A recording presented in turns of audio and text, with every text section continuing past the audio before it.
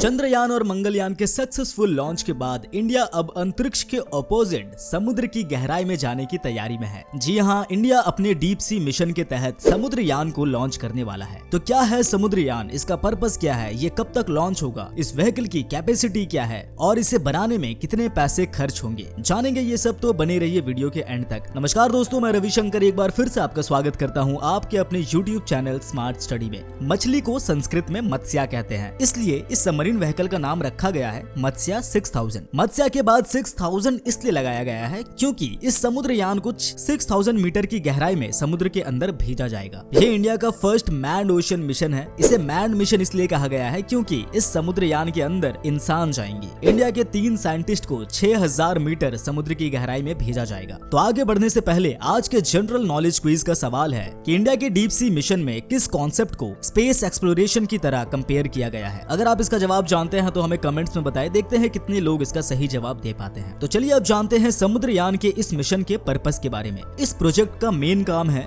Deep sea resources को study करना और बायोडायवर्सिटी को कंडक्ट करना, और वो भी बिना अंडर वाटर इकोसिस्टम को डिस्टर्ब किए। ऐसा पहली बार हो रहा है जब हमारे साइंटिस्ट डायरेक्टली अनएक्सप्लोर्ड एरिया को ऑब्जर्व करेंगे। Union minister of earth science Shri Kiran Rijiju ने यह अनाउंस किया है कि सबमर्सिबल व्हीकल मत्स्या 6000 में 3 लोग ओशन के अंदर जाएंगे। ये जून 2021 में ही अप्रूव कर दिया गया था और ये एक्सपेक्ट किया जा रहा है कि मत्स्या 6000 2026 तक बनकर कंप्लीट हो जाएगा, पर उससे पहले इसका ट्रायल 2023 के एंड में या फिर 2024 में किया जाएगा। और ये NIOT यानी national institute of ocean technology के द्वारा चेन्नई में बनाया जा रहा है। अगर हम इसकी क्षमता की बात करें तो ये 12 hours under normal operation and 96 hours in case of emergency है। और जैसा कि हम जानते हैं कि हम समुद्र के जितने अंदर जाते हैं उतना प्रेशर बढ़ता है, तो इसमें न सिर्फ रिसर्च को बल्कि ह्यूमन सेफ्टी का भी ध्यान रखा जा रहा है। तो चलिए अब जानते हैं मत्स्या 6000 पर आए खर्चों के बारे में। इस मिशन का पूरा कॉस्ट करीब 4077 करोड़ होगा, जो 5 साल के फेज में इम्प्लीमेंट होगा। ये प्रोजेक्ट डीप ओशन मिशन का पार्ट है जो ब्लू इकोनॉमी पॉलिसी को सपोर्ट करेगा। तो अब बात आती है कि ये रिसर्च करेगा कहाँ। तो मैं आपको बता दूं कि इंडिया के इंटरनेशनल सी बेड अथॉरिटी के द्वारा सेंट्रल इंडियन ओशन बेसिन के 75,000 स्क्वायर किलोमीटर का साइट अलॉट किया गया है। अब ये इंटरनेशनल सी बेड अथॉरिटी क्या है, तो ये बहुत सारे कंट्रीज को मिलाकर एक अथॉरिटी है जो समुद्र के निचले हिस्से पर एक्सप्लोर करने के लिए कंट्रीज को साइट अलॉट कराती है। इस मिशन से हम एलिट क्लब में भी शामिल हो जाएंगे, जहां इंडिया से पहले अब तक सिर्फ 5 देश ही ऐसे हैं जिन्होंने सब सी मिशन पहले कंडक्ट किया है, और वो देश है USA, रशिया, फ्रांस, जापान और चाइना। मत्स्या 6000 लॉन्च होना इंडिया के लिए कितना महत्वपूर्ण होगा ये हम भी जानते हैं,